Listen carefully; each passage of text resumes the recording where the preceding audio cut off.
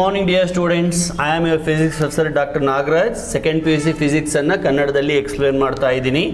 ಇದು matter and magnetism ಅನ್ನೋ ಚಾಪ್ಟರ್ನ ಎರಡನೇ video. In the previous video I have explained some of the basics of magnets, magnetism like bar magnet, magnetic dipole moment and magnetic field lines and Gauss theorem, properties of field lines. So these many things we have discussed in the previous video. ಈ magnetic field lines ಅಂತ ಬಂದಾಗ ಒಂದಷ್ಟು properties ಅನ್ನು ಹೇಳಿದ್ದೆ, ಅದನ್ನು ಇನ್ನೊಮ್ಮೆ revise ಮಾಡಿ then I go ahead. See, magnetic lines are just imaginary lines very similar to electric lines of force. They start from north pole and end in the south pole, but this is not 100% true.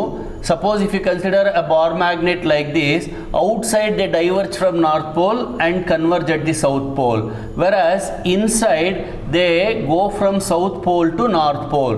So that clearly shows that magnetic lines are forming the closed surface. At any point if you draw a tangent, it represents the direction of the magnetic field at that point. Two magnetic lines never cross each other, and number of lines per unit area is known as flux, and the flux is a measure of magnetic field strength. More the flux, more will be the field. So all these things I have mentioned in the previous class. And magnetic lines, they do not originate only from one point or converge at only one point. That means they do not have source or they do not have sink. Starting point anta end point anta illa, continuous agi loop formation ಆಗುತ್ತೆ. Okay, so ಇಷ್ಟು ಹೇಳಿ ಆಮೇಲೆ Gauss theorem ಅನ್ನು ಹೇಳಿದ್ದೆ. Over any imaginary surface the total flux, that is sigma phi, is equal to 0 ಅಥವಾ sigma b dot ds is equal to 0. This is Gauss theorem. Whether there is any pole inside or no pole inside, magnetic flux is 0. This is Gauss theorem in magnetism. Whereas in electrostatics, Gauss theorem states that total flux is equal to 1 by epsilon naught times the charge enclosed. Okay, ಬನ್ನಿ ಈಗ ಮುಂದೆ ಹೋಗೋಣ. Just ಒಂದು 10 second ಅಥವಾ ಒಂದು ನಿಮಿಷ ನಾನು revise ಮಾಡಿದ್ದೀನಿ. ಈಗ ಮುಂದೆ ಹೋಗ್ತೀನಿ. ನೋಡಿ, ಒಂದಷ್ಟು ಡಯಾಗ್ರಾಮ್ಸನ್ನು ಬರಿತೀನಿ. ಈ ಡಯಾಗ್ರಾಮ್ಸನ್ನು ನೋಡಿ ಮ್ಯಾಗ್ನೆಟಿಕ್ ಫೀಲ್ಡ್ ಲೈನ್ಸ್ ಯಾವುದು ಸರಿ ಯಾವುದು ತಪ್ಪು, ಯಾಕೆ ಸರಿ ಯಾಕೆ ತಪ್ಪು ಅಂತ ಸ್ವಲ್ಪ ಚರ್ಚೆ ಮಾಡಿ then I will go ahead with the remaining part. For example, so these are the magnetic lines anta itkolona. Whether these lines are allowed? Yes, it is allowed. What actually they represent? They represent uniform magnetic field. Sir, is it 100% true? No, it is not 100% true, because if you take this like this, it means that this is the starting point, this is the ending point. Actually, for magnetic lines there are no starting points and ending points. Only thing means if the lines are parallel in a region, that region is uniform, but these lines are going to finally form a closed loop. This diagram is not 100% correct, partially correct. Suppose if I have lines like this also, is it correct? No. Why? Because magnetic lines are crossing here, but actually magnetic lines never cross each other, they never intersect. Got it? No. Okay, ಇನ್ನೊಂದು diagram ಅನ್ನು ಬರಿತೀನಿ. Magnetic lines are coming from a point, are entering at a point, like this. Whether this diagram is correct? No, because as I told earlier, magnetic lines do not have the source, starting point or ending point anta illa. Okay, one more diagram I will write here. Look at this diagram. Well, so this diagram, is it correct? Well, I take this as north, this as south. Coming from north, going towards the south, coming from north, going towards the south. Is it correct? No. What is the problem here? Actually outside ಏನೋ okay correct ಆಗಿದೆ, but inside ಇನ್ನೂ complete ಆಗಲಿಲ್ಲ. ಈ ಥರ loop form ಆಗಲಿಲ್ಲ. Unless until it forms a loop, you cannot accept it. Got it? So if I have a magnetic lines this way, yes, this is correct. This is correct because they are forming the loop. One more diagram, solenoid, for example. Solenoid diagram I will consider. ಇಂದಿನ chapter ನಲ್ಲಿ ಸಾಲಿನಾಯ್ಡ್ ಓದಿದ್ದೀರಾ. Magnetic lines ಈ ತರ ಇದೆ. Is it correct? No, it is not correct. Why? Because at the edge they cannot be parallel. Actually they must be like this. At the edge they must be like this, and here also they must be like this. ಆಮೇಲೆ ಇದು ಹೀಗೆ form ಆಗಬೇಕು. Okay, ಹೀಗೆ form ಆಗಿ ಹೀಗೆ ಬರಬೇಕು. So ಹೀಗೆ convert ಈ ಥರ ಬರಬೇಕು ಸಾರಿ ಹಿಂಗೆ. ಸೊ ಅಂದರೆ ಇಲ್ಲಿ ಎಂಟರ್ ಆದರೆ ಇಲ್ಲಿ ಎಕ್ಸಿಟ್ ಆಗಬೇಕು, ಇಲ್ಲಿ ಎಂಟರ್ ಆದರೆ ಇಲ್ಲಿ ಎಕ್ಸಿಟ್ ಆಗಬೇಕು, ಮಧ್ಯದಲ್ಲಿ ಮಾತ್ರ ಪ್ಯಾರಲಲ್ ಇರಬೇಕು. ಅದನ್ನು ನಾನು ಬಿಗಿನಿಂಗಲ್ಲಿ ಹೇಳಿದ್ದು. ಮಧ್ಯದಲ್ಲಿ ಪ್ಯಾರಲಲ್ ಇದೆ ಅಂದರೆ ಅರ್ಥ ಏನು, ಅಲ್ಲಿ ಫೀಲ್ಡ್ ಯೂನಿಫಾರ್ಮ್ ಆಗಿದೆ ಅಂತ. ಓಕೆ, ಎಡ್ಜಲ್ಲಿ ಸ್ವಲ್ಪ ಕರ್ವ್ ಆಗಿರ್ತವೆ, ಫ್ಲ್ಯಾಟ್ ಆಗಿರೋದಿಲ್ಲ. ಓಕೆ, ಬನ್ನಿ ಇಷ್ಟು ಹೇಳಿದ ಮೇಲೆ we will proceed one more step further. Bar magnet. Bar magnet is nothing but a small piece of magnet having two poles, that is north pole and south pole, and it is also considered as a dipole. Well, magnetic dipole. Okay, solenoid ಗೆ ಬರೋಣ. ಸಾಲೆನಾಯ್ಡ್ ಹತ್ರ, ಸಾಲೆನಾಯ್ಡ್ ಅಂದರೆ ಏನು ನಿಮಗೆ ಗೊತ್ತಾ? It is nothing but a hollow cylinder on which copper wire is wound, and it is finally connected to battery. When current flows in it, magnetic field is produced. At one end lines converge, at the other end lines diverge. Okay, of course it is going to form a loop this way, this is also going to form a loop this way. Okay, ಇಲ್ಲಿ diverge ಆಗಿ ಇಲ್ಲಿ converge ಆಗುತ್ತೆ. ಒಳಗಡೆ ಮಾತ್ರ ಈ ತರ parallel ಆಗಿರ್ತವೆ. ಇದನ್ನು ನಾನು ಪ್ರೀವಿಯಸ್ ಚಾಪ್ಟರ್ನಲ್ಲೂ explain ಮಾಡಿದ್ದೀನಿ. Now, because the lines are converging here, I can consider this end as a south pole. Because lines are diverging, I can consider this as a north pole. Now the question, can we treat the solenoid as a bar magnet? Or another question, can we treat solenoid as a magnetic dipole? Answer, yes. How? I will tell you. Consider this as an axis. ಇದನ್ನು ಒಂದು Axis ಅಂತ ಕಂಡುಕೊಳ್ಳಿ. ಕೇಳ್ಬೋದು ಇದನ್ನ, show that solenoid is equivalent to bar magnet ಅಥವಾ show that solenoid is equivalent to magnetic dipole ಅಂತ ಕೇಳಬಹುದು. ನೋಡಿ, ಈ ಥರ ಒಂದು ಆಕ್ಸಿಸ್ ಅನ್ನು ತಗೊಂಡಿದ್ದೀನಿ. ಈ ಆಕ್ಸಿಸ್ಸಿನ ಮೇಲೆ ಎಲ್ಲೇ ಪಾಯಿಂಟ್ ಅನ್ನು ಮಾರ್ಕ್ ಮಾಡಿ, ಇಲ್ಲೋ ಅಥವಾ ಎಲ್ಲೋ ಒಂದು ಸ್ವಲ್ಪ ದೂರದಲ್ಲಿ, ಎಕ್ಸ್ ಅನ್ನೋ ಡಿಸ್ಟೆನ್ಸ್ ದೂರದಲ್ಲಿ, ಇಲ್ಲಿ ಬರೆದ್ರೆ ಕಾಣಲ್ಲ, ಸುಮ್ಮನೆ ಕೈನಲ್ಲಿ ತೋರಿಸ್ತಾ ಇದ್ದೀನಿ. ಓಕೆ, ಇಷ್ಟು ದೂರದಲ್ಲಿ, ಎಕ್ಸ್ ಅನ್ನೋ ಡಿಸ್ಟೆನ್ಸ್ ದೂರದಲ್ಲಿ we can find the magnetic field. We can derive the expression for magnetic field. ಅದು ಈಕ್ವೇಶನ್ ಯಾವ ಥರ ಇರುತ್ತೆ ಅಂದರೆ, μ0 divided by 4π 2 into NIA divided by x cube ಅಂತ ಇರುತ್ತೆ. ಇದನ್ನು ಡಿರೈವ್ ಮಾಡಬಹುದು, ಬಟ್ ಡಿರೈವೇಷನ್ ಏನು ಬೇಡ. See, this can be rewritten as B is equal to μ0 by 4π 2 into NIA. ಇಂದಿನ ವಿಡಿಯೋದಲ್ಲಿ ಹೇಳಿದ್ದೀನಿ, NIA stands for magnetic dipole moment. Magnetic dipole moment is a product of current and area and also number of turns. ಇಲ್ಲಿ 2, 3, 4, 5, 10 n number of turns ಇರುತ್ತೆ, ಆ n ಅನ್ನು ಹಾಕಿದ್ದೀನಿ. So it is 2m divided by x cube. ಮಕ್ಕಳೇ, ಸ್ವಲ್ಪ equation ಅನ್ನು ಗಮನಿಸಿ. This is very much similar to electric field produced by dipole. Electric dipole ಅನ್ನು ಇಲ್ಲಿ ಬರೀತೀನಿ. ಇದು ಪಾಸಿಟಿವ್, ಆಮೇಲೆ ಇದು ನೆಗೆಟಿವ್ ಅಂತ ಇಟ್ಕೊಳ್ಳೋಣ. ಆಕ್ಸಿಸ್ಸಿನ ಮೇಲೆ ನನ್ನ ಎಲೆಕ್ಟ್ರೋಸ್ಟ್ಯಾಟಿಕ್ಸ್ ಚಾಪ್ಟರ್ನಲ್ಲಿ ಡಿರೈವ್ ಮಾಡಿದ್ದೀನಿ. On the axis EA is equal to 1/4πε0. Please try to recall. ಇದ್ರ ಡಿರೈವೇಷನ್ ಬಹಳ ಇಂಪಾರ್ಟೆಂಟ್, ಕೇಳೋ ಚಾನ್ಸ್ ಇದೆ. Derive the expression for electric field produced by dipole ಅಂತ 1/4πε0 into 2p divided by r cube ಅಂತ. ನೋಡಿ, P ಅನ್ನೋದು electric dipole moment, ಆಯಿತಾ. R ಅನ್ನೋದು ಡಿಸ್ಟೆನ್ಸ್, ಎಲ್ಲಿ ಪಾಯಿಂಟ್ ತೊಗೊಂಡಿದ್ರೆ ಅಲ್ಲಿಂದ ಸೆಂಟರ್ ತನಕ ಇರೋ ಡಿಸ್ಟೆನ್ಸ್. ಆ R ಅನ್ನನ್ನೇ ನಾನು ಇಲ್ಲಿ ಎಕ್ಸ್ ಅಂತ ತೊಗೊಂಡಿದ್ದೀನಿ. ಈಗ ಇವೆರಡು ಈಕ್ವೇಷನ್ಸನ್ನು ಕಂಪೇರ್ ಮಾಡಿ, ಒಂದಕ್ಕೊಂದು ಕಂಪೇರ್ ಮಾಡಿ. ಎಲೆಕ್ಟ್ರಿಕ್ ಫೀಲ್ಡ್ ಥರನೇ ಮ್ಯಾಗ್ನೆಟಿಕ್ ಫೀಲ್ಡ್ ಇದೆ. 1/4πε0 ಥರನೇ ಕಾನ್ಸ್ಟೆಂಟ್ ಇದೆ, μ0/4π. ಇದು ಕಾನ್ಸ್ಟೆಂಟ್, ಇದು ಕಾನ್ಸ್ಟೆಂಟ್. ಮುಖ್ಯವಾಗಿ 2 ಇದೆ, R ಕ್ಯೂಬ್ ಇದೆ, ಅಥವಾ ಎಕ್ಸ್ ಕ್ಯೂಬ್ ಇದೆ, ಅಡ್ಡಿ ಇಲ್ಲ. P ಅನ್ನೋ ಜಾಗದಲ್ಲಿ M ಇದೆ. P ಅನ್ನೋದು ಏನಪ್ಪ ಅಂದರೆ ಅದು ಡೈಪೋಲ್ ಮೊಮೆಂಟ್. ಹಾಗೆ M ಅನ್ನೋದು ಡೈಪೋಲ್ ಮೊಮೆಂಟೇ ಇರಬೇಕಲ್ವಾ ಸರ್? ಹೌದು ಸರ್, ಅದು ಡೈಪೋಲ್ ಮೊಮೆಂಟೇನೆ, ನೀವೇ ಹೇಳಿದ್ರಲ್ಲ. Yes, that means what we can say, this equation is very much similar to electric field produced by the dipole. I repeat, this is the field produced by solenoid. It is exactly similar to field produced by dipole, electric dipole. Therefore we can say solenoid is equivalent to dipole. So ಇದಾದ್ಮೇಲೆ ಬರೀಬಹುದು ನೀವು, this equation ಇಲ್ಲಿ ನೀವೇನು ಬರೀಬೇಕು, this equation is similar to electric field produced by electric dipole. Hence we conclude that solenoid is equivalent to dipole. ಎಂತ dipole ಇದು? Magnetic dipole. So solenoid is equivalent to magnetic dipole, or we can also conclude that solenoid is equivalent to bar magnet. ಗೊತ್ತಾಯ್ತಲ್ವಾ? ಇದು ಸ್ವಲ್ಪ expected question, 5 ಮಾರ್ಕಿಗೆಲ್ಲ ಬರಲ್ಲ, ಒಂದು 3 ಮಾರ್ಕಿಗೆ ಬರ್ತಕ್ಕಂಥ ಪ್ರಶ್ನೆ ಇದು. ಇಲ್ಲಿ ಮಾರ್ಕ್ ಅಲ್ಲ ಮುಖ್ಯ, ಮಾರ್ಕ್ಸ್ ಎಷ್ಟಾರು ಇರಲಿ, ಕಾನ್ಸೆಪ್ಟ್ ಗೊತ್ತಾದರೆ ಅವ್ರು 1 ಮಾರ್ಕಿಗೆ ಕೇಳಿದ್ರು ಬರೀಬೋದು, 3 ಮಾರ್ಕಿಗೆ ಕೇಳಿದ್ರು ಬರ್ಬೋದು. 1 ಮಾರ್ಕಿಗೆ ಏನಂತ ಕೇಳ್ತಾರೆ, can we consider solenoid as a bar magnet? Answer yes. Explain how bar magnet is equivalent to solenoid. Solenoid is equivalent to bar magnet. ಇಲ್ಲಿದೆ, consider a solenoid, magnetic field produced by the solenoid at a distance of x is given by this formula. ಈ formula ನೆನ್ಪಿಟ್ಕೊಳ್ಳಿ. And this is similar to electric field produced by dipole. Hence we conclude that solenoid is equivalent to magnetic dipole, or solenoid is equivalent to bar magnet. ಗೊತ್ತಾಯ್ತಲ್ವಾ? So ಇಷ್ಟು ಹೇಳಿ ಈಗ ನಾನು next part, ನಾನು ಹಿಂದಿನ ವಿಡಿಯೋದಲ್ಲಿ ಹೇಳಿದ್ದೆ ಈ ಚಾಪ್ಟರ್ನ 3 ಭಾಗ ಮಾಡ್ಕೊಂಡಿದ್ದೀನಿ ಅಂತ. ಈಗ 2ನೇ ಭಾಗ ಸ್ಟಾರ್ಟ್ ಮಾಡ್ತಿದ್ದೀನಿ, that is terrestrial magnetism. Terrestrial magnetism ಅಂದ್ರೆ ಏನು? Magnetic behaviour of the earth. Okay, let me proceed now.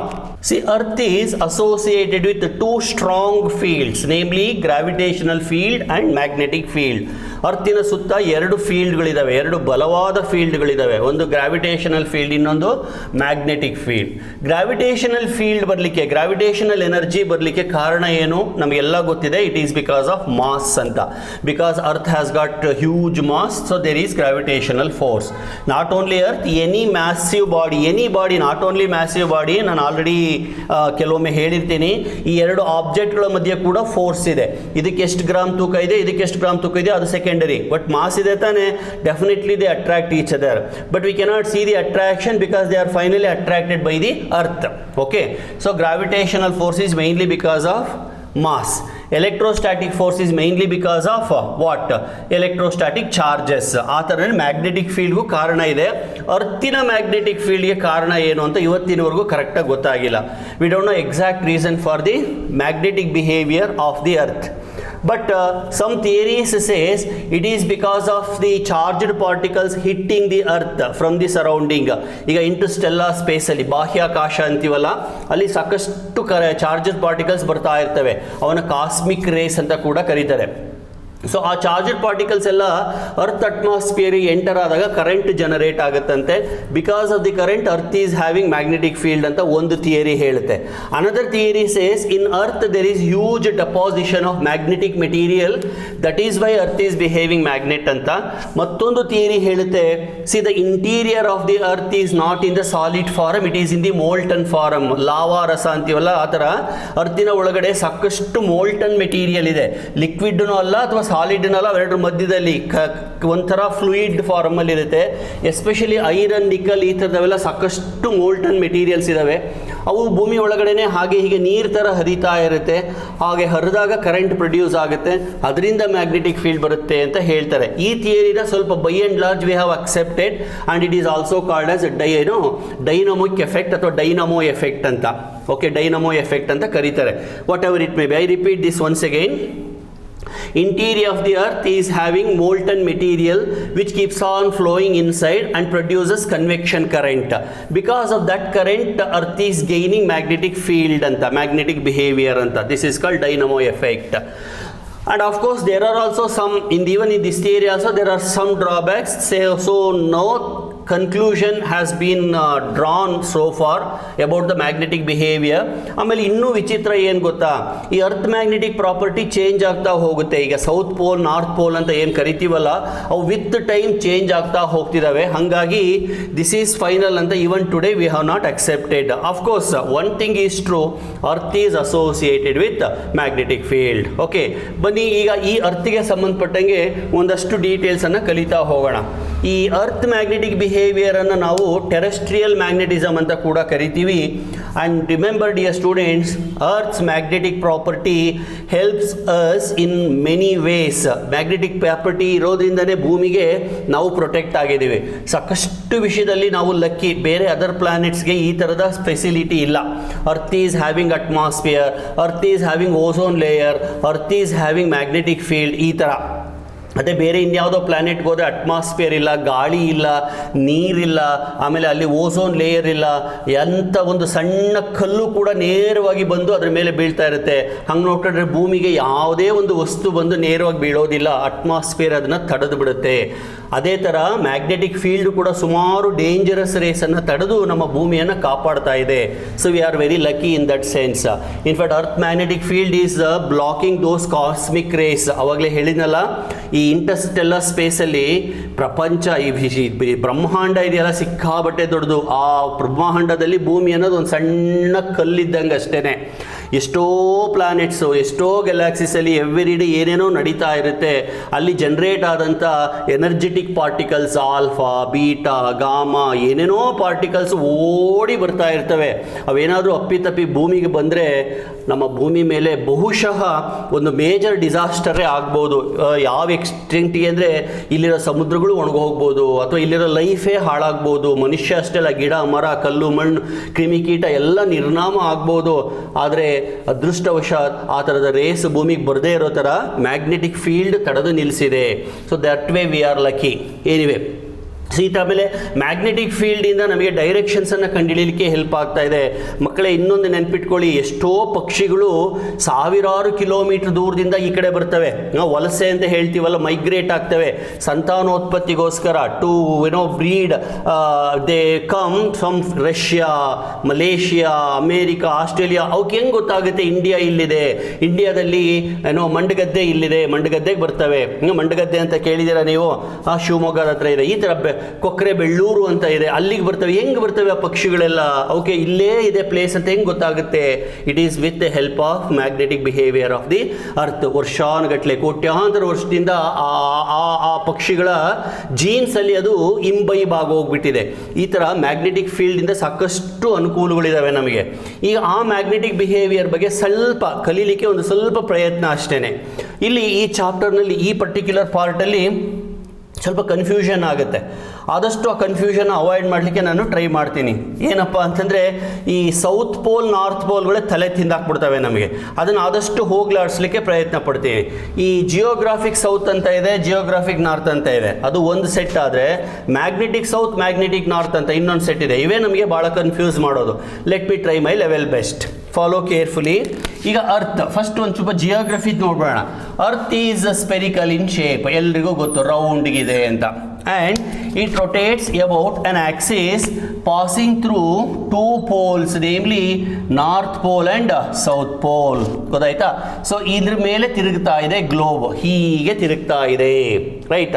So ಈ ಮಧ್ಯದಲ್ಲಿ ಒಂದು ಲೈನನ್ನು ಹೇಳಿದ್ರೆ ಅದನ್ನು ಏನಂತ ಕರಿತೀವಿ ನಾವು?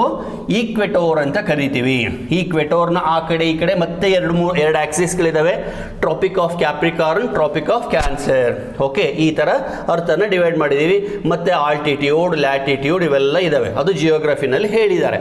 This portion is called northern hemisphere, this is called southern hemisphere. Okay, ಉತ್ತರ ಧ್ರುವ, ದಕ್ಷಿಣ ಧ್ರುವ. ಇದು ನಾರ್ತ್ ಪೋಲ್, ಇದು south pole. Arctic, antarctic ocean ಇವೆಲ್ಲ ಕೇಳಿರ್ಬೇಕಲ್ವಾ?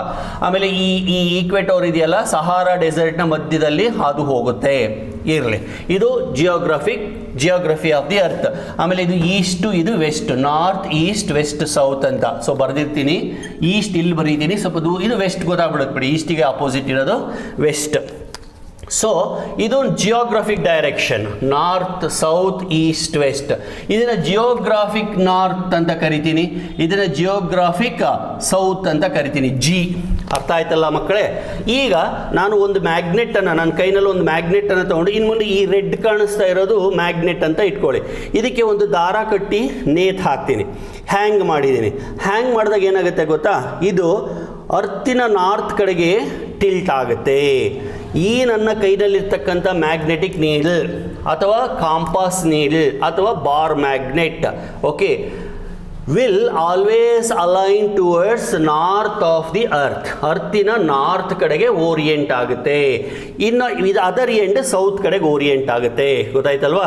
So when I suspend a bar magnet, it will orient towards north, but not exactly towards the north. It is not exactly towards the north, little bit towards the north. ನಾನು ಈಗ ಹ್ಯಾಂಗ್ ಮಾಡಿದರೆ ಕರೆಕ್ಟಾಗಿ ಹೀಗೆ ನಿಲ್ಲಲ್ಲ, ಸ್ವಲ್ಪ ಹಿಂಗೆ tilt ಆಗಿ ನಿಲ್ಲುತ್ತೆ. ಆದರೆ ನಾರ್ತ್ ಕಡೆಗೆ ಇರುತ್ತೆ ಬಿಡಿ ಅದು.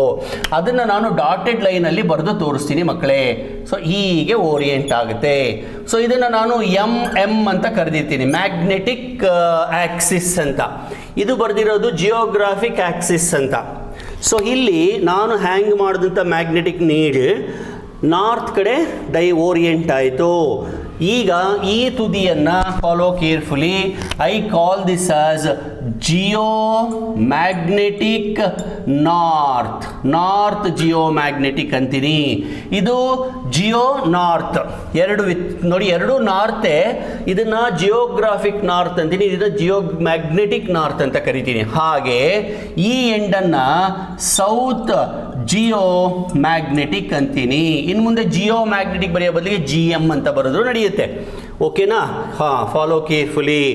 ಹಾಗಾದರೆ ಸ್ವಲ್ಪ ಯೋಚನೆ ಮಾಡಿ, ನೀವು ಹ್ಯಾಂಗ್ ಮಾಡಿದಂಥ ಬಾರ್ ಮ್ಯಾಗ್ನೆಟಿನ ನಾರ್ತ್ ಪೋಲು ಆ ನಾರ್ತ್ ಕಡೆಗೆ ತಿರುಗಿಕೊಂಡಿದೆ ಅಂದರೆ ಈ ಸೈಡಲ್ಲಿ ಯಾವ ಪೋಲ್ ಇರಬೇಕು? ನಾರ್ತ್ ಆ ಕಡೆ ತಿರುಗಿದೆ ಅಂದಮೇಲೆ remember, earth is a huge magnet. ಅರ್ತಿಗೆ ಮ್ಯಾಗ್ನೆಟಿಕ್ ಫೀಲ್ಡ್ ಇದೆ. ಅರ್ತಿಗೆ ಮ್ಯಾಗ್ನೆಟಿಕ್ ಫೀಲ್ಡ್ ಇದ್ಮೇಲೆ ಅರ್ತಿಗೂ ಕೂಡ ನಾರ್ತ್ ಸೌತು ಇರಬೇಕು. ಅರ್ತಿಗೂ ಕೂಡ ನಾರ್ತ್ ಸೌತ್ ಇರಬೇಕು, ಹೌದಲ್ವಾ? ತುಂಬ ಹಿಂದೆ ಏನು ಅಂದ್ಕೊಂಡಿದ್ರು ಗೊತ್ತಾ? ಭೂಮಿಯ ಒಳಗಡೆ ಒಂದು ದೊಡ್ಡ ಬಾರ್ ಮ್ಯಾಗ್ನೆಟ್ ಇದೆಯಂತೆ. ಅಂಟಾರ್ಕ್ಟಿಕಾದಿಂದ ಆರ್ಕ್ಟಿಕ್ ಥರ ಸ್ಟ್ರೆಚ್ ಆಗುತ್ತೆ, ಒಂದು ದೊಡ್ಡ ಬಾರ್ ಮ್ಯಾಗ್ನೆಟ್ಟು ಸೇರ್ಕೊಂಡ್ಬಿಟ್ಟಿದೆಯಂತೆ, ಉಳ್ಕೊಂಡ್ಬಿಟ್ಟಿದೆಯಂತೆ ಒಳಗಡೆ. ಆ ಬಾರ್ ಮ್ಯಾಗ್ನೆಟ್ಗೆ ಸೌತ್ ಪೋಲ್ ನಾರ್ತ್ ಪೋಲ್ ಅಂತ ಇದೆಯಂತೆ ಅಂತ ಒಂದು ಕಲ್ಪನೆ ಮಾಡ್ಕೊಂಡಿದ್ರು. ಆಯಿತಾ? ಆ ಕಲ್ಪನೆನೇ ನಾವು ತಗೊಳ್ಳೋದಾದರೆ ಈ ಅರ್ತಿನ ಒಳಗಡೆಗೆ ಒಂದು ಬಾರ್ ಮ್ಯಾಗ್ನೆಟ್ಟು ಮುಚ್ಕೊಂಡಿರಬೇಕು, ಊತ್ ಹೋಗಿರಬೇಕು, ಡಂಪ್ ಆಗಿರಬೇಕು ಅಂತ ಅರ್ಥ. ಓಕೆ, ನಿಜವಾಗ್ಲೂ ಬಾರ್ ಮ್ಯಾಗ್ನೆಟ್ ಏನು ಹೂತು ಹೋಗಿಲ್ಲ. ಆದರೆ ಅರ್ತ್ ಮ್ಯಾಗ್ನೆಟಿಕ್ ಫೀಲ್ಡ್ ಆಗಿರೋದ್ರಿಂದ ಒಂದು ತುದಿ ನಾರ್ತ್ ಇರುತ್ತೆ, ಇನ್ನೊಂದು ತುದಿ ಸೌತ್ ಇರುತ್ತೆ. ಅಂದರೆ ಒಂದು ಎಂಡ್ ನಾರ್ತ್ ಪೋಲ್ ಆಗಿರುತ್ತೆ, ಇನ್ನೊಂದು ಎಂಡು ಸೌತ್ ಪೋಲ್ ಆಗಿರುತ್ತೆ. ಈಗ ಬರೋದು ಕನ್ಫ್ಯೂಷನ್. ಸರ್, ಆಲ್ರೆಡಿ 2 ನಾರ್ತ್ಗಳಿದ್ದಾವೆ, 2 ಸೌತ್ಗಳಿದ್ದಾವೆ, ಇನ್ನೂ ಒಂದು ನಾರ್ತ್ ಸೌತ್ ಬರುತ್ತಾ? ಎಸ್, ಇದೇ ಬಹಳ ಮುಖ್ಯವಾದ ನಾರ್ತ್ ಆ್ಯಂಡ್ ಸೌತ್. ಮಕ್ಕಳೇ, ಇದು ಜಿಯೋಗ್ರಾಫಿಕ್ ನಾರ್ತ್ ಮತ್ತು ಸೌತ್. ನಾವು ಏನು ದಕ್ಷಿಣ ಧ್ರುವ, ಉತ್ತರ ಧ್ರುವ ಅಂತ ಹೇಳ್ತೀವಲ್ಲ, ಅಥವಾ ಉತ್ತರಕ್ಕೆ ದಕ್ಷಿಣಕ್ಕೆ. ಈ ಗಣೇಶನ ಹಬ್ಬದಲ್ಲಿ ಗಣೇಶನ ಬಗ್ಗೆ ಕತೆ ಹೇಳ್ಬೇಕಾದ್ರೆ ದಕ್ಷಿಣಕ್ಕೆ ತಲೆ ಹಾಕಿ, ಉತ್ತರಕ್ಕೆ, ಈ ಥರ ಎಲ್ಲ ಹೇಳ್ತಾರಲ್ಲ ಕತೆಗಳು, ಅವು ನಮ್ಮ ದಿಕ್ಕುಗಳವು.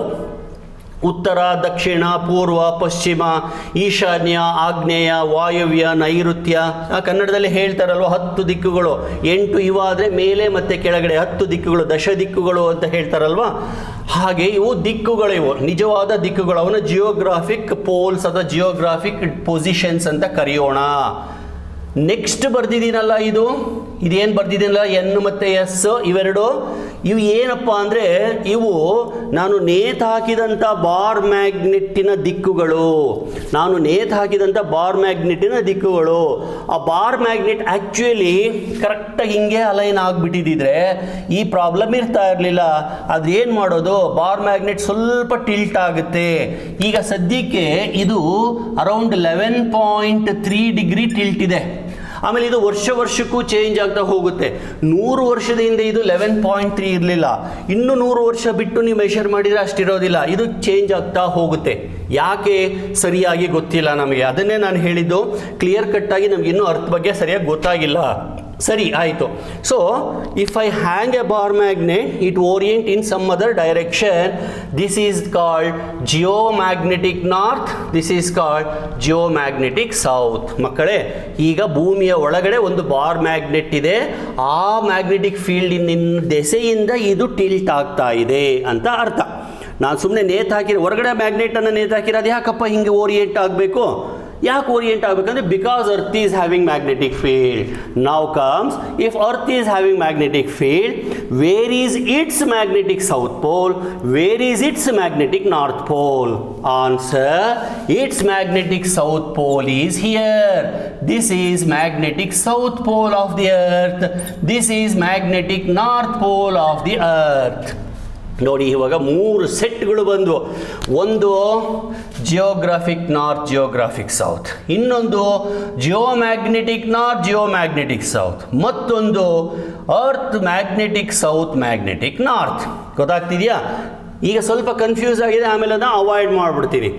ಈಗ ಸೌತ್ ಪೋಲ್ ಯಾವ ಕಡೆಗಿದೆ? ನಾರ್ತಿನ ಕಡೆಗಿದೆ. ನಾರ್ತ್ ಪೋಲ್ ಯಾವ ಕಡೆಗಿದೆ? ಸೌತಿನ ಕಡೆಗಿದೆ. ಓಕೆನಾ. ಅದಕ್ಕೋಸ್ಕರನೇ ನಾನು ನೇತಾಕಿದಂಥ ಬಾರ್ ಮ್ಯಾಗ್ನೆಟಿನ ನಾರ್ತ್ ಪೋಲ್ ಸೌತ್ ಕಡೆಗೆ ಅಟ್ರಾಕ್ಟ್ ಆಯಿತು, ಸೌತ್ ಪೋಲ್ ನಾರ್ತ್ ಕಡೆಗೆ ಅಟ್ರಾಕ್ಟ್ ಆಯಿತು, ಈ ರೀತಿ ಅಲೈನ್ ಆಯಿತು.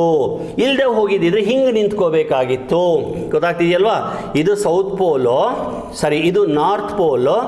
North pole is attracted by the south, ಅದಕ್ಕೋಸ್ಕರ ಓರಿಯೆಂಟ್ ಆಗಿದೆ ಅಂತ ಕನ್ಕ್ಲೂಷನ್. ಬಟ್ ನಮ್ಗೆ ಇಷ್ಟು ಕನ್ಫ್ಯೂಷನ್ ಬೇಕಾಗಿಲ್ಲ. ಸುಮ್ಮನೆ ಸಿಂಪಲ್ ಸೆಂಟೆನ್ಸಲ್ಲಿ ಹೇಳೋದಾದರೆ ಒಂದೇ ಅರ್ಥದಲ್ಲಿ ಹೇಳ್ಬೋದು, ಇದನ್ನು ತೆಗೆದು ಬಿಡಿ, ಇದು ಬೇಡಕ್ಕೆ ಬೇಡ, ಇದು ಬೇಡವೇ ಬೇಡ. ಈಗ ನೋಡಿ ಎಲ್ಲ ಕನ್ಫ್ಯೂಷನ್ನು ಕ್ಲಿಯರ್ ಆಗ್ಬಿಡ್ತು. ಏನಂತ? Earth magnetic south pole is towards the north side, earth's magnetic north pole is towards the south side. ಮುಗಿದೋಯ್ತು. ಅಂದರೆ ಇದನ್ನ ಮ್ಯಾಗ್ನೆಟಿಕ್ ಸೌತ್ ಅಂತೀನಿ, ಇದನ್ನ ಮ್ಯಾಗ್ನೆಟಿಕ್ ನಾರ್ತ್ ಅಂತೀನಿ. ಅರ್ಥ ಆಗ್ತಿದೆಯಾ ಮಕ್ಕಳೇ? ಓಕೆ ಸರ್, ಈಗ ಗೊತ್ತಾಯಿತು ನಮಗೆ. So I repeat, Earth is associated with two sets of south and north. One is geographic north-south, another one is magnetic south and north. Okay, well, now if you draw the magnetic lines, according to this diagram, magnetic line should converge at south. ಹಾಗಾಗಿ ಎಲ್ಲ magnetic lines south ಹತ್ರ converge ಆಗ್ತವೆ, south ಹತ್ರ converge ಆಗ್ತವೆ. ಇವಾಗ ಇದನ್ನು north ಅಂತ ನೋಡೋಕೋಬೇಡಿ, ಇದು ಜಿಯೋಗ್ರಾಫಿಕ್ ನಾರ್ತ್ ಇದ್ದೇ ಇರುತ್ತೆ. ಆಮೇಲೆ ಆ ಲೈನ್ಸು ನಾರ್ತಿಂದ ಹೊರಗಡೆ ಬರ್ತವೆ. ಸೊ ನೀವು ಅರ್ಥಿನ ಡಯಾಗ್ರಾಮ್, ಈ ಥರ ಡಯಾಗ್ರಾಮನ್ನು ಬಹುಶಃ ನೋಡಿರ್ತೀರಾ. So all the magnetic lines are converging at south, emerging at north of the magnet. ಅದನ್ನೇ ನೀವು ಅರ್ಥಿನ ಜಿಯೋಗ್ರಫಿನಲ್ಲಿ ಹೇಳೋದಾದರೆ ನಾರ್ತ್ ಧ್ರುವದಲ್ಲಿ, ಉತ್ತರ ಧ್ರುವದಲ್ಲಿ ಮ್ಯಾಗ್ನೆಟಿಕ್ ಲೈನ್ಸ್ ಕನ್ವರ್ಜ್ ಆಗ್ತವೆ, ದಕ್ಷಿಣ ಧ್ರುವದಿಂದ ಮ್ಯಾಗ್ನೆಟಿಕ್ ಲೈನ್ಸ್ ಹೊರಗಡೆ ಬರ್ತವೆ. ಇಲ್ಲಿ ನಾರ್ತ್ ಅಂದಾಗ ಅದು ಜಿಯೋಗ್ರಫಿಕ್ ನಾರ್ತ್, ಸೌತ್ ಅಂದಾಗ ಜಿಯೋಗ್ರಾಫಿಕ್ ಸೌತ್. ಗೊತ್ತಾಗ್ತಿದೆಯಾ? ಸೊ ಬರೀ ಡೈರೆಕ್ಷನ್ಸನ್ನು ಹೇಳಲಿಕ್ಕೆ ಇಷ್ಟೊತ್ತು ತಗೊಂಡೆ. ಅದು ಇವಾಗ ಇದನ್ನು ಸಿಂಪ್ಲಿಫೈ ಮಾಡಿ ಹೇಳ್ಬೋದು, ಒಂದೇ ಲೈನಲ್ಲಿ ಹೇಳ್ಬೋದು. ನೋಡಿ, ನಾನು ಇಷ್ಟೊತ್ತು ಒಂದು 10 ನಿಮಿಷ ಹೇಳಿದ್ದು ಅರ್ಥ ಮಾಡ್ಕೊಡ್ಲಿಕ್ಕೆ. ಇವಾಗ ಹೇಳೋದು ಆನ್ಸರ್ ಬರೀಲಿಕ್ಕೆ. ಹೆಂಗೆ ಆನ್ಸರ್ ಬರೀತೀರಾ? Very simple. Earth is associated with magnetic field. Its north pole, sorry, its south pole lies towards the geographic north. ಅಷ್ಟೇ. Earth is associated with magnetic field.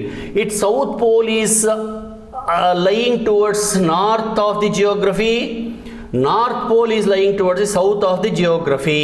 ಅಥವಾ ಇನ್ನೊಮ್ಮೆ ಡಯಾಗ್ರಾಮನ್ನು ಬರಿತೀನಿ. Earth is a sphere in shape. It rotates about the axis passing through north and south, that is geographic north, geographic south. And it has the magnetic field. Magnetic field south pole is towards the north side and magnetic field north pole is towards the south side. ಅರ್ಥ ಆಯ್ತಲ್ವಾ? ಇಷ್ಟೇನೆ. ಇದು ಒಂದು step. ಈಗ ಯಾವುದೇ ಜಾಗದಲ್ಲಿ ನೀವು ಆ ಆಕ್ಸಿಸ್ನ pass ಆಗೋ ಥರ ಒಂದು ಪ್ಲೇನನ್ನು ಇಮ್ಯಾಜಿನ್ ಮಾಡಿಕೊಂಡ್ರೆ, ಇಫ್ ಯು ಆ್ಯಂಡ್ ಇವೆರಡೂ 11.3 ಡಿಗ್ರಿನಲ್ಲಿ ಇದ್ದಾವೆ. If you imagine a plane, that plane is called magnetic meridian. I simply call it as it is called geographic meridian. If you imagine a plane passing through geographic poles, it is called geographic meridian. If you imagine a plane passing through magnetic poles, it is called magnetic meridian. So ಕೇಳಬಹುದು, what is magnetic meridian, what is geographic meridian? Magnetic meridian is an imaginary plane passing through magnetic poles.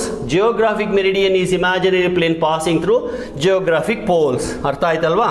ಆಮೇಲೆ ಭೂಮಿ ಮೇಲೆ ಎಲ್ಲೇ ನೀವು magnetic ಫೀಲ್ಡನ್ನು suspend ಮಾಡಿ, magnetic needle suspend ಮಾಡಿ, it will always orient in a particular direction. Whether you suspend on the equator or at this pole, ಎಲ್ಲೇ ಮಾಡಿದ್ರು ಕೂಡ it will orient in a particular direction. It may orient like this, or it may like this, or it may like this, or like this, or like this. Orient ಆಗುತ್ತೆ. So at any field you can divide it into two components, namely horizontal component and vertical component.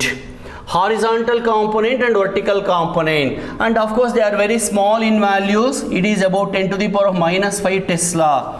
Horizontal component is the magnitude of the field at any point acting horizontally. Okay, suppose if you have a needle over here, ಇದು magnetic needle ಅಂದ್ಕೊಳ್ಳೋಣ. ಅದೇ magnet, bar ಮ್ಯಾಗ್ನೆಟನ್ನು orient ಮಾಡಿದ್ದೀರಾ, ಆಯಿತಾ. ಈಗ ನನ್ನ ಕೈಯನ್ನೇ horizontal ಅಂದ್ಕೊಳ್ಳಿ, ಈ ಕೈಯನ್ನೇ horizontal ಅಂದ್ಕೊಳ್ಳಿ, ನೀಡಲ್ ಹೀಗಿದೆ. Between the needle and horizontal there is some angle. So needle always makes some angle with the horizontal. The angle between the axis of the needle and the horizontal is called dip or inclination. I repeat, horizontal component is the value of the magnetic field acting horizontally in that place. ಬೆಂಗಳೂರಲ್ಲಿ, ಮೈಸೂರಲ್ಲಿ, ಚಿತ್ರದುರ್ಗದಲ್ಲಿ ಅಥವಾ ಡೆಲ್ಲಿನಲ್ಲಿ ಎಷ್ಟು magnetic field ಇದೆ horizontal, that is BH, and the needle will make some angle there, that is called dip. Okay, dip is represented by I. ಇನ್ನು ಒಂದು point ಇದೆ, at any place if you suspend the magnetic needle, it will make some angle with the geographic meridian. The angle between the geographic meridian and the axis of the needle is called declination, represented by D. Remember, declination is variable, inclination is variable, even BH is also variable. They vary from place to place. Okay, coming to declination is the angle between axis of the needle and the geographic meridian. This declination may be positive, may be negative. ಇವಾಗ ಈ ಜಾಗದಲ್ಲೇ ನನ್ನ ಈ ಕೈಯನ್ನು geographic meridian ಅಂತ ತಿಳ್ಕೊಳ್ಳಿ. ಇದು north, ಇದು ಸೌತ್, ಈ ಕಡೆ ಈಸ್ಟ್, ಆ ಕಡೆ ವೆಸ್ಟ್, ಆಯಿತಾ. ಹೀಗಿದೆ. ನಾನು ಇಲ್ಲಿ ಒಂದು ಮ್ಯಾಗ್ನೆಟಿಕ್ ನೀಡಲನ್ನು ಹ್ಯಾಂಗ್ ಮಾಡ್ತೀನಿ, ನೇತು ಹಾಕ್ತೀನಿ. ಈಗೂ ತಿರುಗ್ಬೋದು, ಅದು ಈ ಕಡೆನೂ ತಿರುಗ್ಬೋದು ಅಥವಾ ಈ ಕಡೆನೂ ತಿರುಗ್ಬೋದು. ನೋಡಿ, ಈ ಕಡೆ ತಿರುಗಿದ್ರೆ it is towards east side ಅಂತ, ಈ ಕಡೆ ಈಸ್ಟ್ ಅಲ್ವಾ. ಹೀಗೆ ತಿರುಗಿದ್ರೆ it is towards west side ಅಂತ. So the needle will make small angle, not too much big angle. 11 ಪಾಯಿಂಟಿನೂ ಕಡಿಮೆ ಮಾಡಬಹುದು. ಈಗ ಡೆಲ್ಲಿನಲ್ಲಿ ಸಸ್ಪೆಂಡ್ ಮಾಡಿದರೆ ಅರೌಂಡ್ 0.5 ಡಿಗ್ರಿ ಬರುತ್ತೆ. ಬಾಂಬೆನಲ್ಲಿ ಸಸ್ಪೆಂಡ್ ಮಾಡಿದರೆ ಅರೌಂಡ್ 0.6 ಡಿಗ್ರಿ ಬರುತ್ತೆ, ಅಷ್ಟೇ, ತುಂಬ ಜಾಸ್ತಿ ಬರೋದಿಲ್ಲ. Okay, if you suspend it like this, it is towards west side ಅಂತ. If it is bending like this, it is towards west side anta. If it is bending towards the east side, it is like this. Remember, declination is positive or negative. Positive yavaga, if it is bending towards east kade bend adre adanna positive antivi, west kadege bend adre adanna negative anta karitivi. So ಇದು geographic ಮೆರಿಡಿಯನ್ನು, ಅದು north side, ಇದು East side. ನನ್ನ ಹಿಂಭಾಗ south, ಈ ಭಾಗ West, ಆಯಿತಾ. ಉತ್ತರ, ಪೂರ್ವ, ಪಶ್ಚಿಮ, ದಕ್ಷಿಣ. ನಾನು ಸಸ್ಪೆಂಡ್ ಮಾಡಿದಂಥ ನೀಡಲ್ ಹಿಂಗೂ ನಿಲ್ಬೋದು ಅಥವಾ ಹಿಂಗೂ ನಿಲ್ಬೋದು, ಈ ಕಡೆಗೂ ತಿರುಗ್ಬೋದು. ಹಿಂಗೆ ತಿರುಗಿದರೆ ಪಾಸಿಟಿವ್ ಡಿಕ್ಲಿನೇಷನ್ ಅಂತ, ಹಿಂಗೆ ತಿರುಗಿದರೆ ಅದನ್ನು ನೆಗೆಟಿವ್ ಡಿಕ್ಲಿನೇಷನ್ ಅಂತ ಕರೀತಾರೆ. ಡೆಲ್ಲಿನಲ್ಲಿ ಅದು ನೆಗೆಟಿವ್ ಡಿಕ್ಲಿನೇಷನ್ ಬರುತ್ತೆ, ಬಾಂಬೆಗೆ ಬಂದರೆ ಪಾಸಿಟಿವ್ ಡಿಕ್ಲಿನೇಷನ್ ಬರುತ್ತೆ. ಸರ್, ಬಾಂಬೆಗೂ ಡೆಲ್ಲಿಗೂ ಏನು ದೂರ ಇಲ್ವಲ್ಲ sir? It is not the distance which matters, it is the magnetic field over there and other parameters matters a lot. ಇದನ್ನೇ ನಾನು ಹೇಳಿದ್ದು, ಪ್ಲೇಸ್ ಟು ಪ್ಲೇಸ್ ಈ ಡಿಕ್ಲಿನೇಷನ್ ಚೇಂಜ್ ಆಗುತ್ತೆ. ಅದನ್ನು ರೆಫರೆನ್ಸ್ ಆಗಿ ಇಟ್ಕೊಂಡು ನಾವು ನಾರ್ತ್ ಸೌತ್ ಅವನ್ನೆಲ್ಲ ಮೆಷರ್ ಮಾಡ್ತೀವಿ. ಮಕ್ಕಳೇ, ಡಿಕ್ಲಿನೇಷನ್ ಜಾಸ್ತಿ ಇದ್ದರೆ ನಾವು ಆ್ಯಕ್ಚುಯಲ್ ನಾರ್ತ್, ಇದನ್ನು ಟ್ರೂ ನಾರ್ತ್ ಅಂತ ಕೂಡ ಕರೀತಾರೆ. ಟ್ರೂ ನಾರ್ತನ್ನು ಕಂಡುಹಿಡಿಯೋದು ಕಷ್ಟ. ಡಿಕ್ಲಿನೇಷನ್ ಕಡಿಮೆ ಇದ್ದರೆ ಟ್ರೂ ನಾರ್ತನ್ನು ಕಂಡುಹಿಡಿಯೋದು ಸುಲಭ. ಸೊ ಡೆಲ್ಲಿನಲ್ಲಿ ಮತ್ತು ಬಾಂಬೆನಲ್ಲಿ ನಾವು ಹೋಗಿ ನಾರ್ತನ್ನು ಲೊಕೇಟ್ ಮಾಡಿ ಅದನ್ನು ರೆಫರೆನ್ಸ್ ಆಗಿ ಇಟ್ಕೋತೀವಿ. ಗೊತ್ತಾಗ್ತಾ ಇದೆಯಾ? ಸೊ ಇದು ಡಿಕ್ಲಿನೇಷನ್ಗಾಯಿತು. So what is declination? When it is positive, when it is negative. Next ಇನ್ಕ್ಲಿನೇಷನಿಗೆ ಬರೋಣ. ಇನ್ಕ್ಲಿನೇಷನ್ ನೆಗೆಟಿವ್ ಪಾಸಿಟಿವ್ ಅಂತ ಇಲ್ಲ, it is either 0 or 90 or anywhere between 0 and 90. ಇಲ್ಲಿ ಡ್ರಾ ಮಾಡ್ತೀನಿ ನೋಡಿ. ಈ ಥರ ಅರ್ಥನ ತಗೊಂಡ್ರೆ ಪೋಲ್ಸಲ್ಲಿ ಇನ್ಕ್ಲಿನೇಷನ್ 90 ಡಿಗ್ರಿ ಇರುತ್ತೆ, ಅದೇ ಈಕ್ವೆಟೋರಲ್ಲಿ ಇನ್ಕ್ಲಿನೇಷನ್ 0 ಡಿಗ್ರಿ ಇರುತ್ತೆ. ಪೋಲಿಂದ ಈಕ್ವೆಟೋರಿಗೆ ಬಂದರೆ ಕಡಿಮೆ ಆಗ್ತಾ ಹೋಗುತ್ತೆ, ಈಕ್ವೆಟೋರಿಂದ ಪೋಲ್ ಕಡೆಗೆ ಹೋದರೆ ಜಾಸ್ತಿ ಆಗ್ತಾ ಹೋಗುತ್ತೆ. ಅರ್ಥ ಆಯ್ತಲ್ವಾ? That is one thing. ಆಮೇಲೆ ಇಲ್ಲಿ BH 0 ಇರುತ್ತೆ, ಇಲ್ಲಿ BH ಮ್ಯಾಕ್ಸಿಮಮ್ ಇರುತ್ತೆ, ಮತ್ತೆ ಇಲ್ಲಿ BH ಕಡಿಮೆ ಇರುತ್ತೆ, 0 ಇರುತ್ತೆ. So I am talking about three quantities: declination, inclination and horizontal component. They are put together called earth magnetic elements. They are together called as earth magnetic elements. ಕೇಳಬಹುದು, what is horizontal component? Define inclination. What is declination? When the declination is negative, or when the declination is positive. What is the meaning of declination small? What is the advantage of having declination small? If declination is small at a place, there we can measure the true north more accurately. And BH is maximum at the equator, minimum at the poles. Conversely, BV is 0 at equator and maximum over here and here. ಇಷ್ಟು ಹೇಳಿದ ಮೇಲೆ let us now connect BH, BV and I. Please follow carefully. BV is equal to B cos I. Sorry B sine I. Okay, B H ಮಾಡಿಬಿಡ್ತೀನಿ ಬಿಡಿ. B H is equal to B cos I. ಈಗ ಇದೆಲ್ಲನೂ ಸೇರಿ ಒಂದೇ diagram ಬರೆಯೋದಾದರೆ ಇದು magnetic meridian ಅಂದ್ಕೊಳ್ಳೋಣ, ಇದು geographic meridian ಅಂದ್ಕೊಳ್ಳೋಣ. ಇಲ್ಲಿ ಒಂದು ಮ್ಯಾಗ್ನೆಟಿಕ್ ನೀಡಲನ್ನು ಸಸ್ಪೆಂಡ್ ಮಾಡಿದ್ದೀನಿ, ಆಯಿತಾ. This is the magnetic field direction, this is B H direction, this is B V direction, this is I. Okay, so B V is equal to BV is equal to B sin I, BH is equal to B cos I, so that BV square plus BH square is equal to B square. ಎರಡನ್ನು square ಮಾಡಿ add ಮಾಡಿದರೆ we will get this answer. Also ಇವೆರಡರ ratio ತಗೊಂಡ್ರೆ tan I this divided by this ಮಾಡಿದರೆ you will get BV divided by BH. That is relation between vertical, horizontal, total field, relation between inclination, vertical and horizontal. But ಈ ಥರದ ರಿಲೇಷನನ್ನು ಡಿಕ್ಲಿನೇಷನಿಗೆ ಬರೀಲಿಕ್ಕೆ ಆಗೋದಿಲ್ಲ. So ಇಷ್ಟು earth magnetic ಫೀಲ್ಡ್ಗೆ ಸಂಬಂಧಪಟ್ಟಂಗೆ. ಇದರಲ್ಲಿ baby ಈ ಥರ ಕ್ವಶನ್ಸನ್ನು ಎಕ್ಸ್ಪೆಕ್ಟ್ ಮಾಡ್ಬೋದು.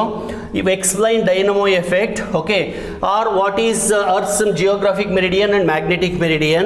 Define earth magnetic elements, that is D, BH and I. Define inclination, declination, horizontal component. Give the relation between them.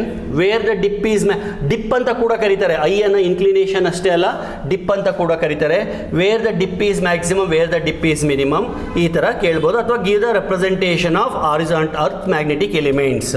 ವಿದ್ಯಾರ್ಥಿಗಳೇ, ಇಷ್ಟು ಹೇಳಿ ಈ ವಿಡಿಯೋನ ಎಂಡ್ ಮಾಡ್ತೀನಿ. ಇಲ್ಲಿಗೆ ಟೆರೆಸ್ಟ್ರಿಯಲ್ ಮ್ಯಾಗ್ನೆಟಿಸಮ್ ಅನ್ನೋ ಕಾನ್ಸೆಪ್ಟ್ ಮುಗಿಯಿತು. ಸೊ ಇನ್ನು ಒಂದು ಪಾರ್ಟ್ ಇದೆ, ಕ್ಲಾಸಿಫಿಕೇಶನ್ ಆಫ್ ಮ್ಯಾಗ್ನೆಟಿಕ್ ಮೆಟೀರಿಯಲ್ಸ್ ಅಂತ.